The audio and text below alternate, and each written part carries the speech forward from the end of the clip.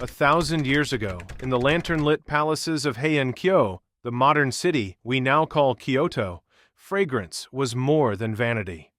It was rank, identity, and in a strange way, protection. The aristocracy lived behind painted screens and silk veils, obsessed with what could be seen and what could be smelled. Letters were judged by the scent of the paper. Love affairs began with a trace of smoke that lingered on a robe.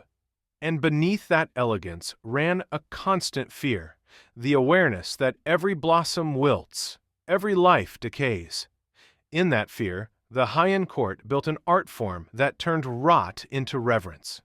They called it Kodo, the way of incense.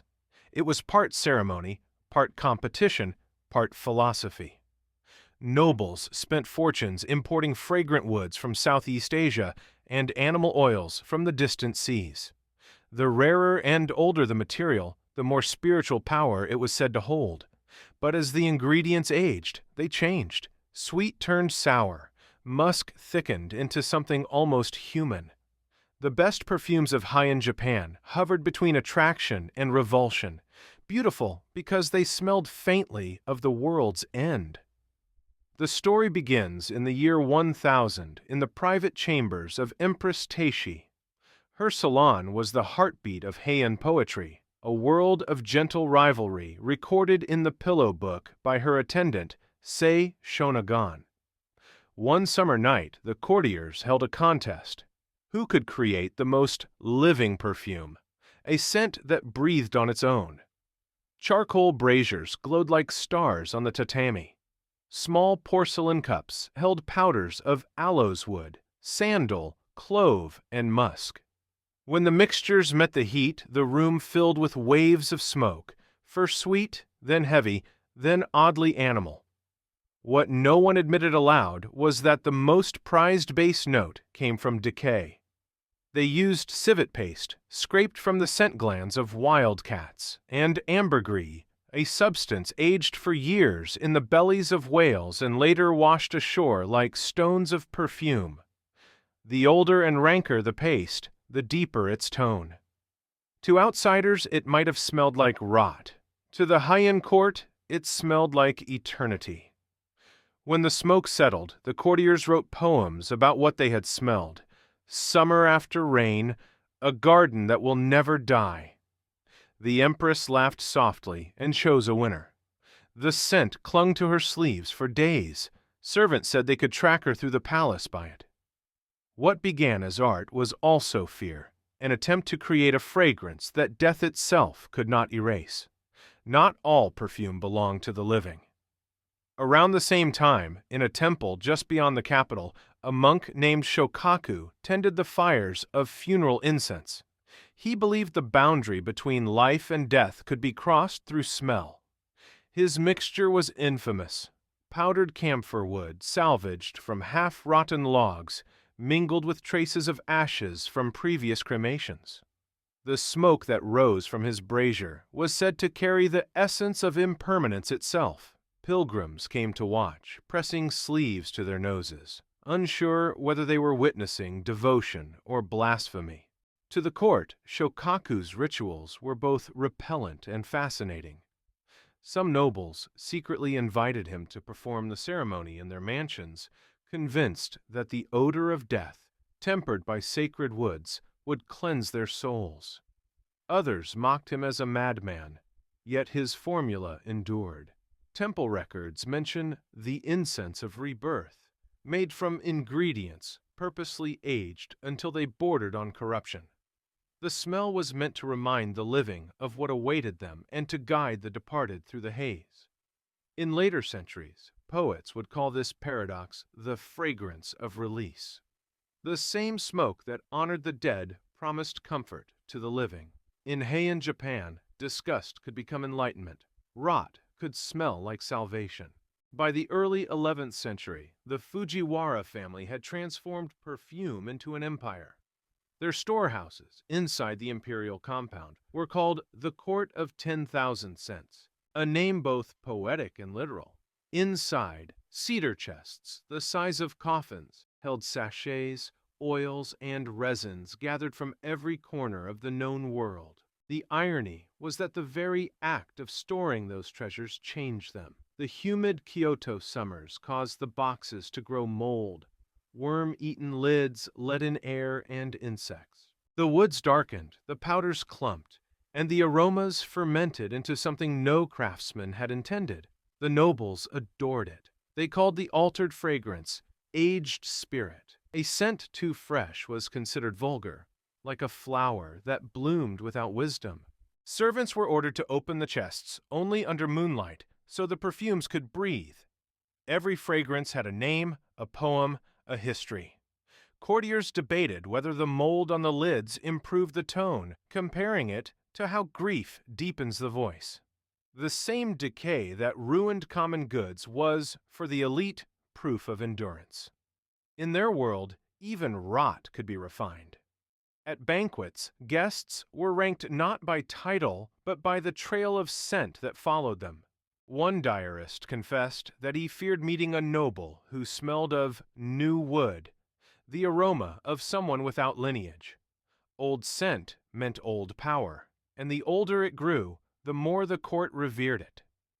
Among those who took perfume to extremes was a woman later known only as Lady Shikibu, rumored to have inspired characters in the tale of Genji. She believed fragrance could preserve the flesh as writing preserves words. Each night, her attendants massaged her skin with ambergris and whale oil aged until it turned viscous and gray. To some, it smelled divine. To others, intolerable. When she entered a room, the air thickened and conversations faltered.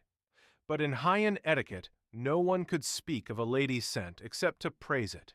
Her vanity became legend after her death.